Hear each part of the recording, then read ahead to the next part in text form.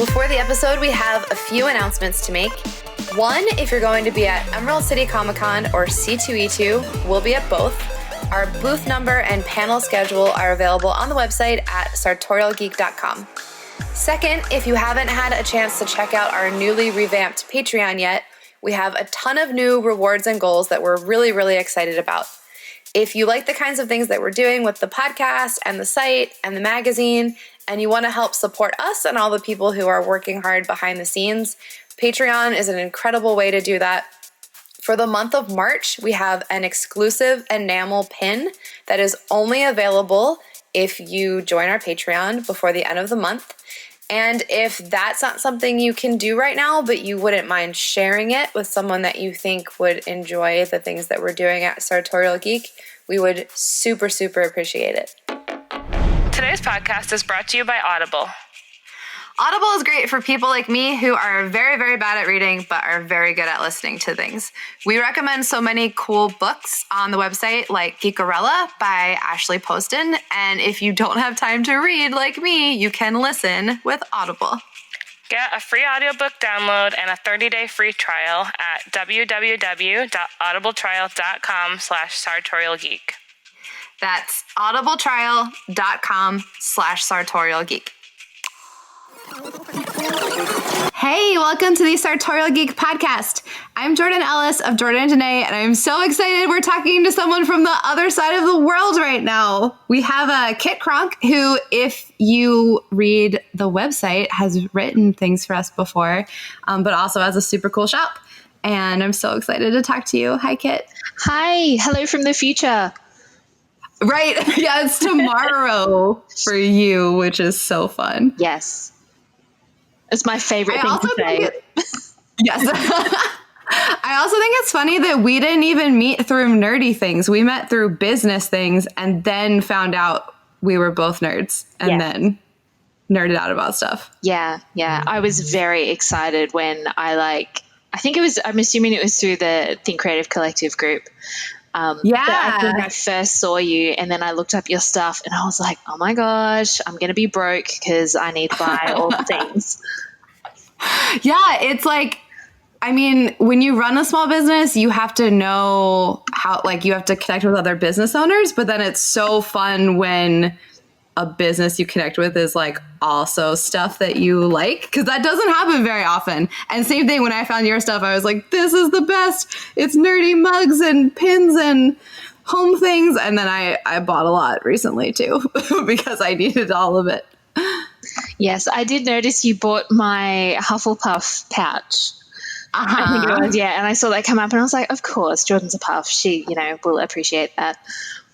Yep. And because, so we can talk about how you have rotating designs, but one of your limited mug designs was the punk ass book jockey. So I had to get one for me and Liz because that's what we call our little book club. Yeah. So I got two of those, and then I was like, "Well, I'm here. Let me just keep shopping." Yeah, that's what I like to hear. I like when people are, I just came onto your website for one thing, and then I bought a bajillion things. I was just like, well, that's how I shop all the time. So it makes me feel good. And that's how you found like your customer, when you can just go on and keep shopping. Yeah, absolutely. I think that's a really good sign that you found your niche, is when people like just lose control in your shop. Yeah. Well, so for anyone who hasn't visited your shop yet, tell us like what kind of stuff you have and what kind of designs you do. Yeah. So here's my elevator pitch. This is good practice. But yeah, so I'm a graphic designer who specializes in hand lettering, but I specifically create designs for fangirls and book nerds, because I am a huge fangirl and book nerd. It's pretty much runs my entire life. And I decided to channel that. And yeah, so I do mugs and enamel pins and art prints and pencil cases and all sorts of cool things with really relatable, nerdy, funny quotes on them. And some of them are very like book or fandom specific. Yeah.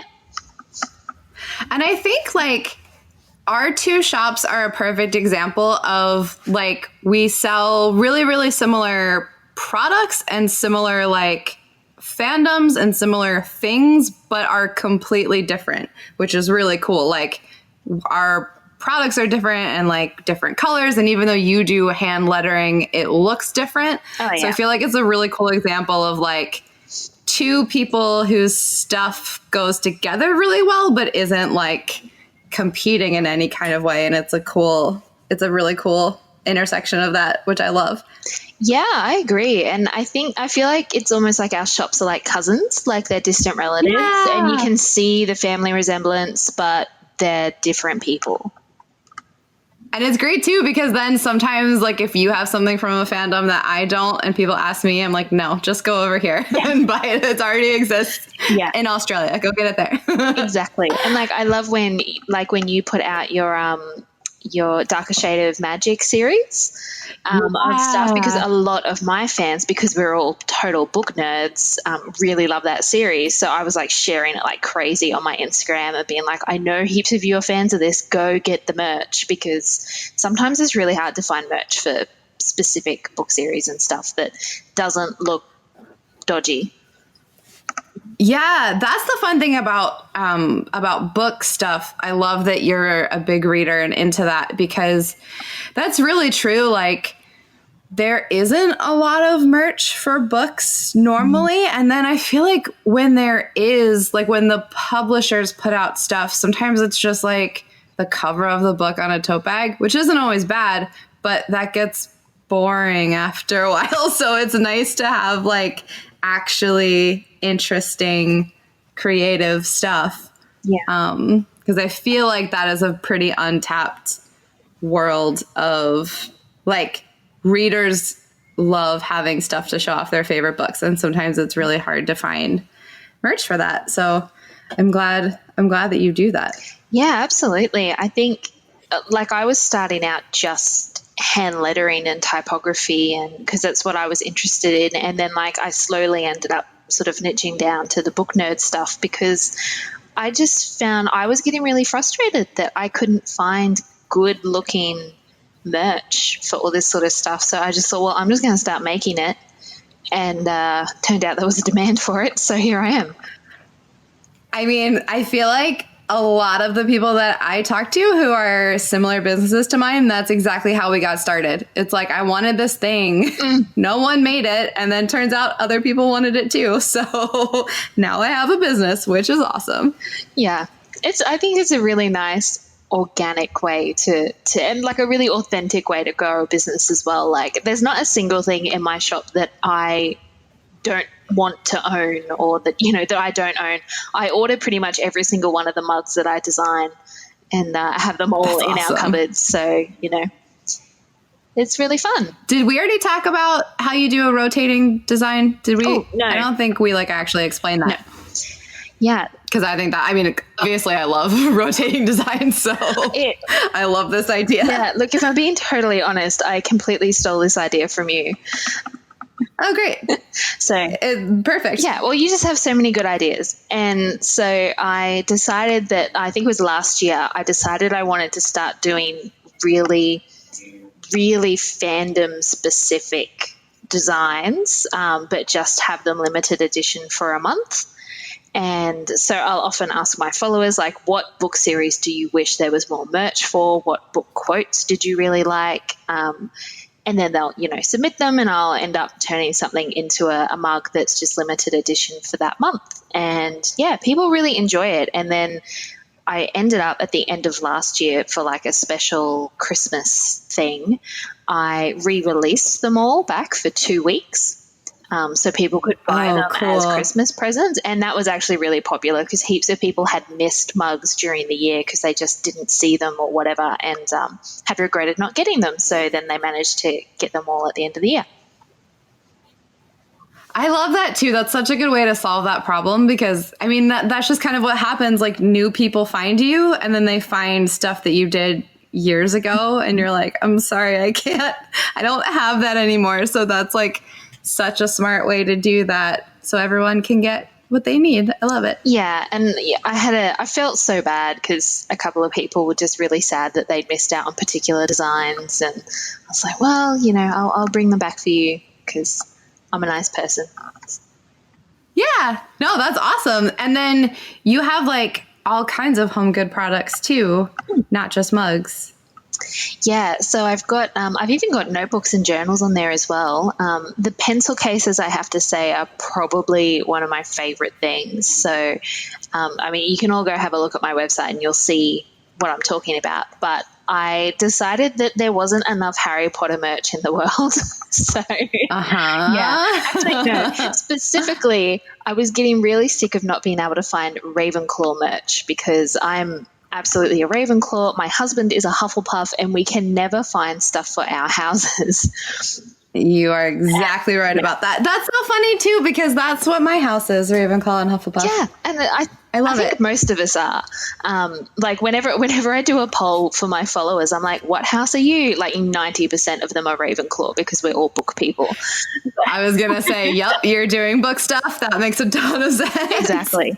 But yeah, so I just decided that I really wanted to create some like subtle like designs for them. So I ended up creating this pattern of, I was kind of imagining what the bookcases would look like in each of the common rooms in Hogwarts. Yeah. And that's where it all came from. So I've got, the Hufflepuff one is all like yellow and grey books.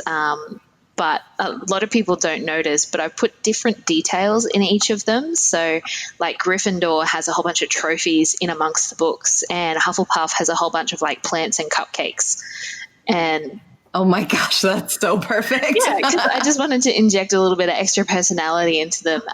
And they were just so much fun to make. And I want to create more of those bookcase designs this year, probably along the lines of like fairy tale themed ones and stuff. But so...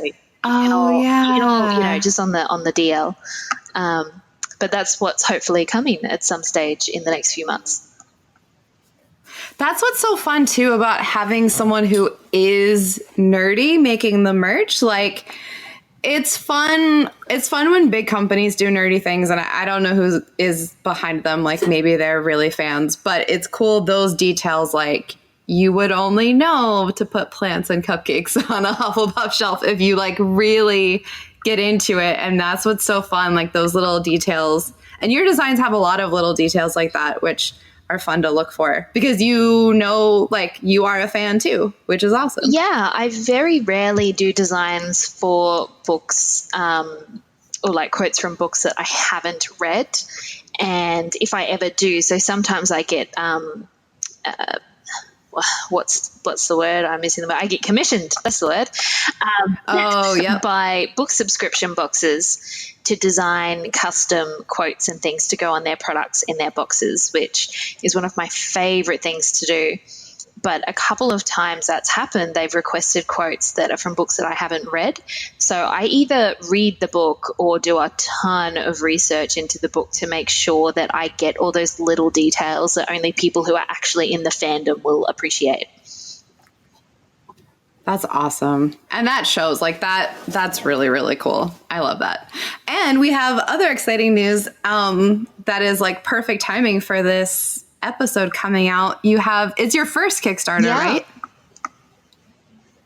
You have a Kickstarter that I saw scrolling Facebook and I was like, oh my gosh, we have to get on and talk about this because it's every single thing that we love here is like embodied in your Kickstarter.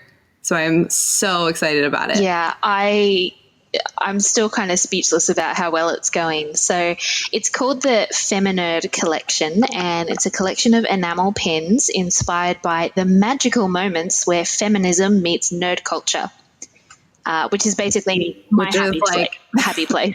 Yeah, I mean, that's exactly what we love here. So it's literally perfect. Yeah. And so it kind of all just got started. I was brainstorming at the end of last year, like just things that I wanted to do at some stage. And being on this podcast was one of them. So I've actually ticked off 2 this week, which is very exciting. Oh my gosh. Stop it. That's so fun. You were on my bucket list. Well, that's incredible. I'm so happy. So I started the enamel pin collection, and I think over the last 12 months, I've kind of been on a journey of realizing just how much of a feminist I am and how important it is, and starting to bring that more and more into my work and my persona that, I share on Instagram with my followers. And they've all, bless them, I love my followers so much. They've all reacted really positively to it. And so that kind of led to me then releasing like this whole range of pins that were very kind of feminism inspired. I also really everyone has their own twist on things, but I react most to messages that are like girl powery and also positive and aren't like the negative side of like, like what we're fighting against. It's like pro good things and like pro power and positivity. And I love that those are the messages that you are embodying in these pins too. Like it's the positive spin on things, the like make the world a better place. We can do great things and take care of ourselves. I love it. So happy to hear that, because that's exactly why I did it, because I kind of went on this journey of realizing how strong of a feminist I am. And I was like, I really want to represent this in like pins or clothes or, in a cool sort of subtle way. But every time I looked up like feminist badges or feminist shirt or something, it was all kind of very dark and almost negative. Yeah. And that, to me, that's actually not what feminism is about. And I really wanted to do some sort of lighthearted, positive designs that sort of show that, I guess, the friendly, positive, happy, empowered side of feminism, which is really what is at the core of the feminist movement, not, all the bad press that it tends to get. So absolutely. Yeah. And I know there are people who relate harder to that side too, but this is completely up my like alley personally. Like this is what I relate to a lot, which is so cool. And I was just looking at, like, I'm staring at your Kickstarter homepage right now. It also is like I would get these for like my younger sister and my nieces. Yes. Like they're for adults too, but it's also like, it feels like almost it could be like a starter kit for like little feminists, you know? Yeah. Like it's like Disney meets girl power, which is awesome. Yeah, you just compared my work to Disney. I'm just going to go have a little cry now. But like I'm staring at the self-rescuing princess pin, and that's like I would love my like 7-year-old niece to have that, you know? Yes, yeah. I gave those away for Christmas like you would not believe, because like I've got heaps of nieces and like young women in my life, and I just think that so the self-rescuing princess pin was actually the first enamel pin that I ever launched, and I did it in November last year. And because it went so well and people responded so much to the message, that sort of, kept me going to to expand on the range, I guess.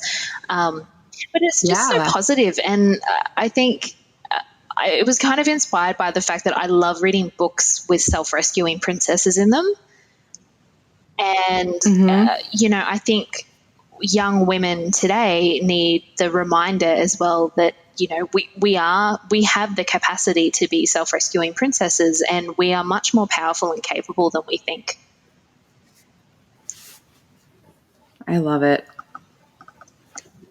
It's like this whole collection I love so much. And it's funny because I talked to you, I think like the day you launched, and we were like, oh, we'll do this podcast to like talk about all of this stuff, but then also to make sure like your Kickstarter gets funded. And I'm on today. You have 25 days left when we're recording, and you've already reached over $1,000 above your goal, which is so cool. Yeah, I'm so blessed. I think my followers and the community, just the nerdy community in general, has really gotten behind this. So, to people listening, like there's no pressure to go check it out and pledge, because, it's funded and it is going to happen.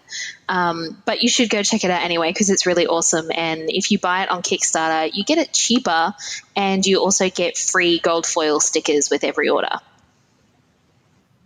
Plus, like we were talking before we hit record, you hit all of your like stretch goals already. Yeah. So maybe by the time this comes out, like there might even be more stretch goals because you have like you've already crushed everything, which is so cool. Yeah, I'm just completely blown away. So I woke up this morning and I am $2 over my final stretch goal. So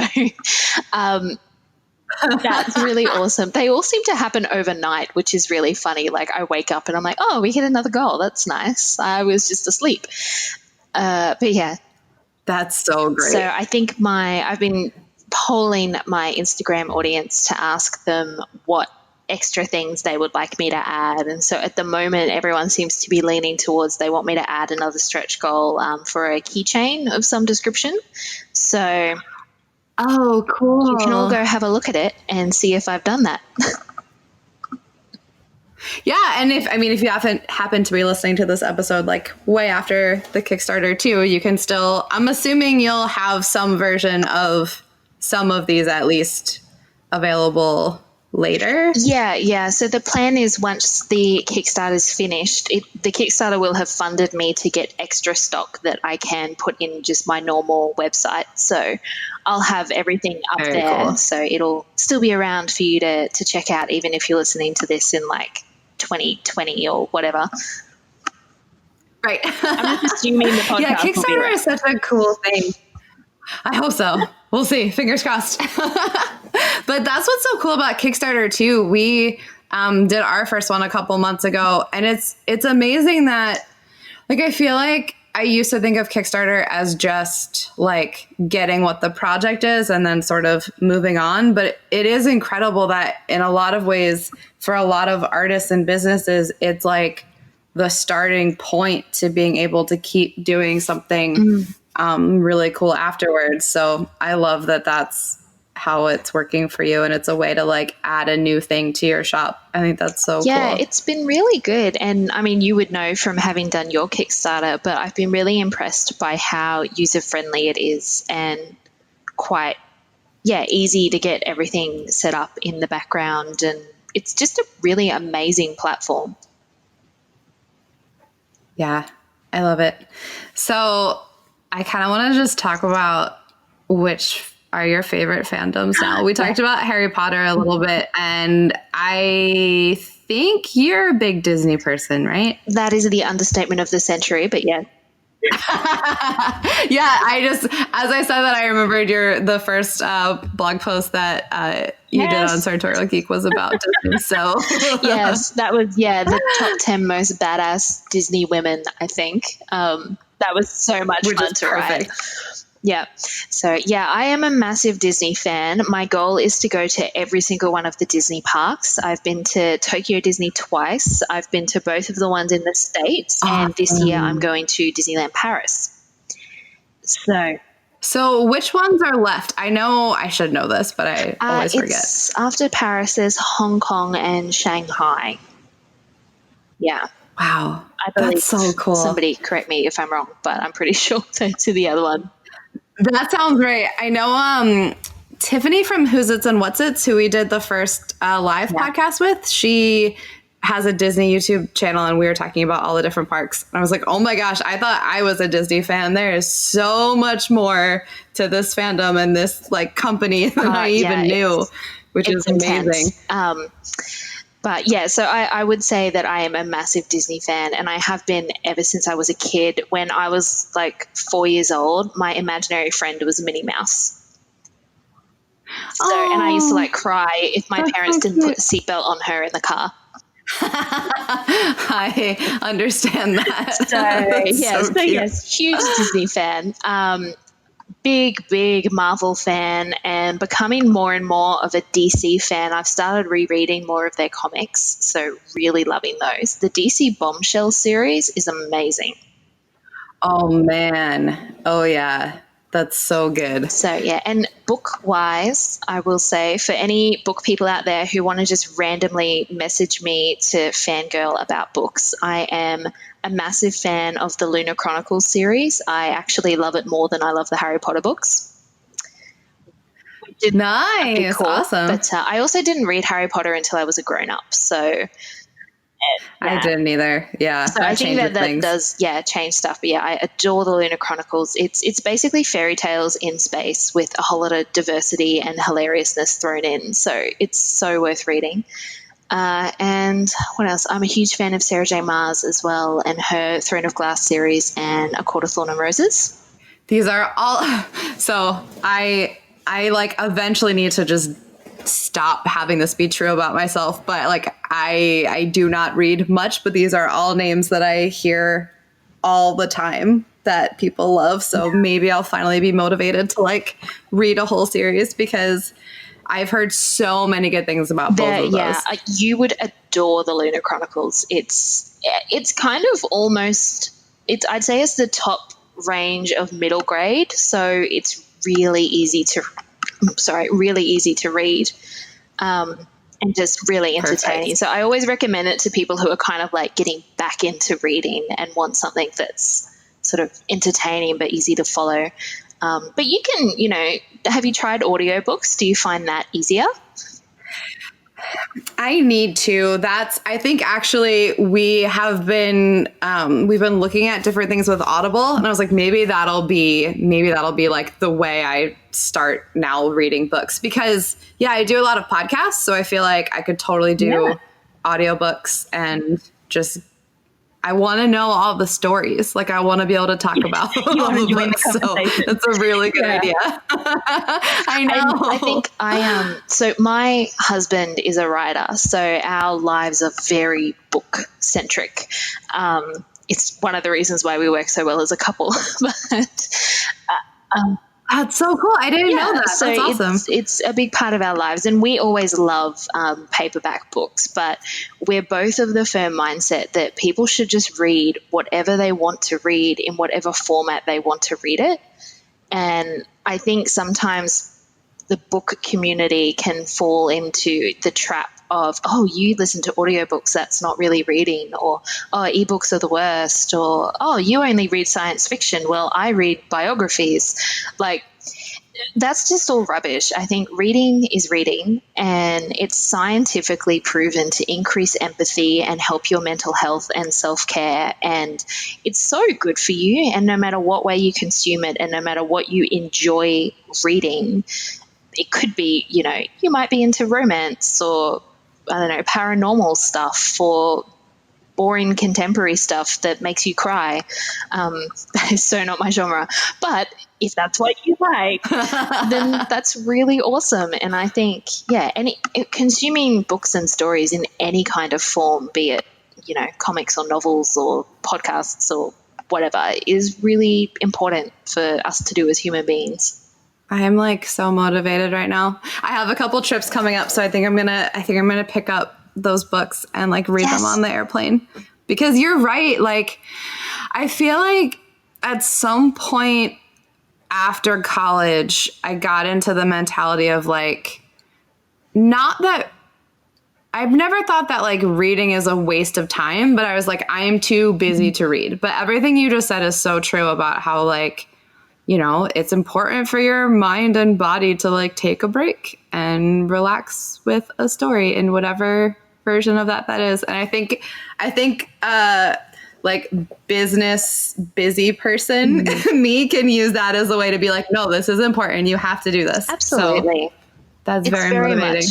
Much for me, it's very much a self-care thing. It's the thing I love about reading is I often can get quite anxious and stuck in my own head, and reading has always been the one thing that just completely takes me into a different world where it just consumes my brain, and my brain doesn't have time to worry about reality when I'm reading a good book. And I think reality is getting scarier and scarier, and sometimes it's just really therapeutic to let yourself go somewhere else for a little bit. And I've become more aware of like indie publishers and like authors who are getting started or are still like on the smaller scale. And I feel like when you were talking about all the different genres, there are so many overlaps of like when you get into more like indie books, there are overlaps of things that you love that you've like never seen put together in a book before. And I feel like that's the kind of stuff that I would love. I just need to like really do it because it like, I mean, for example, like Pride and Prejudice and zombies is such a crazy overlap of like Jane Austen and horror stuff. And there's so much like that out there, which is so cool. Yeah, I was going to ask actually, like, what genres do you think it is that you like? Because I can probably recommend you some good specific stuff. Yeah, please do. So I really, really do love like the not necessarily young adult, but like easy reading fantasy, like Harry Potter-esque things are great. And like V.E. Schwab too, like that type of like magic, interesting story that's like maybe not always for kids, but also it takes my brain a lot more to understand like hard sci-fi. I totally appreciate people who are into that, but I'm just like, oh my gosh, I can't grasp this whole world building while I'm reading at the same time. So that kind of thing is that's my favorite. Okay. I'm going to plug an author who I adore and nobody has heard about, which I think is a travesty because his books are amazing. It's not my husband. It's well, you can plug him too if you want. That's fine. In a sec. But it's a series called Magic Ex Libris, and it's written by a guy called Jim C. Hines, and it's basically urban fantasy. So it's similar to Harry Potter in that there's this whole magical society, but in our world. And there's these so basically there's a society of libriomancers who can have the power to reach into books and pull objects out. But they can only pull out objects that are the size of the book. So there's like limitations. Okay. My friend found it once in a library and that's how she sold it to me. And I was like, oh my gosh, I need to read these. It's a 4-book series, I think. And it's really interesting. And there's a whole, like the world gets bigger and bigger and you kind of learn more about the magic system as each one goes on. But it's very young adult in that it follows like a 20-something-year-old guy who is a libromancer, and he's just been kicked out of the organization for reasons. And, you know, you follow these amazing adventures. But, yeah, it's just really, really so unique and quite easy to read. And I just recommend it to everybody because I love it, and I've never read anything quite like it. I can't believe – I mean, you were right. I've never heard of that, and even though I don't read a lot, I hear of a lot of books, so that is really cool. That it's like a totally new thing. I'm totally gonna. I think you would really enjoy them, and it's one of the things that Magic Ex Libris is the series. Yeah. Okay. Cool. And if anyone wants to read my husband's book as well, I should plug that. So his author name is M.R. Kronk, and his book is called Light and Shadow. And it's the first in a trilogy, and he's written the other 2, and we are working on getting them published. So if any of you out there are publishers and want to hit me up, that would be awesome because it's a very what's it about, or what's hang on, tell you what, I've actually got a copy next to me and I'll read you the blurb on the back. Perfect. But here it is. In a subterranean world of perpetual darkness, Marcus Orion has discovered a rare gift, the power of a light seeker. But it is power that must be trained, and it comes with responsibilities that are far beyond what Marcus was expecting. Tutored by Philip Wells, a light seeker with near limitless power, Marcus finds himself in a world on the brink of war, facing a terrifying enemy born of darkness. Yeah. Wow. So I think it is a really good read. I might be biased, but I think it's great. But I think having Michael being a writer has really given me an appreciation for just how hard writers work and how hard it is for them to get published as well. And it just gives me a whole new love for books and reading. Yeah, I feel like it's one of those things that looking from the outside in at a lot of creative fields seems completely different than what it's actually like when you see all the back end. So I totally get that. Yeah. Well, while we're pitching things, tell everyone where they can find you too. Yes. So you can find me at my website. It's just kitkronk.com, which is KITCRONK. And I am also on Instagram as @KitsterCronk. And Instagram's really the best place to follow me because I'm on there all the time and I get up to all sorts of crazy stuff on Insta stories, like singing Disney songs in my car. Oh, yes. That's so awesome. And then if you're listening to this on time in the month of March 2019, go check out the Kickstarter too, because you'll be able to get all kinds of like special packages and stuff, which is very cool. I think it's going till the 24th of March. Yeah. And so Perfect. I would love to see you all over there and hang out with me on the interwebs. Thank you so much for chatting with me. I just love listening to your voice too. I have loved Australian accents for my whole life, so this is very fun. I'm so jealous that your voice is so amazing. Well, I think your voice sounds amazing. Well, thanks. You've got a very I don't get that very often. It's from Delaware, which is very funny. I have a pretty strong Delaware accent. Yep. See, it's really goofy. I literally cannot tell the difference between American accents. Like, I can pick Southern from anything else, but like that's it. Yeah, that's the biggest one. It's so funny.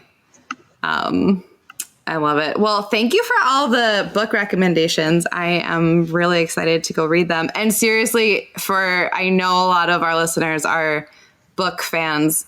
Since you can't talk to me about your favorite books because I haven't read them, please go talk to Kit because she really is like a huge book nerd and book fan. Yeah. And it's fun to nerd out with her online. Absolutely. I love getting book recommendations. So feel free to hit me up with your suggestions because my to-read list is never going to end. That's how you know you're a true book fan, having that TBR list that is never ending. Yeah. Awesome. Thank you so much for chatting. And thank you all so much for listening. Please go check out Kit everywhere and check out her Kickstarter. And if you like this episode of the podcast and want to hear more things like it, you can subscribe to our show. You can leave us a rating and a review if you are a listener who wants to help us get more listeners. And if you would check out our Patreon, we have lots of cool things happening over there, and that's how we can keep this going. So thank you all so much. Have a great week and stay nerdy. We'll talk to you later. Bye.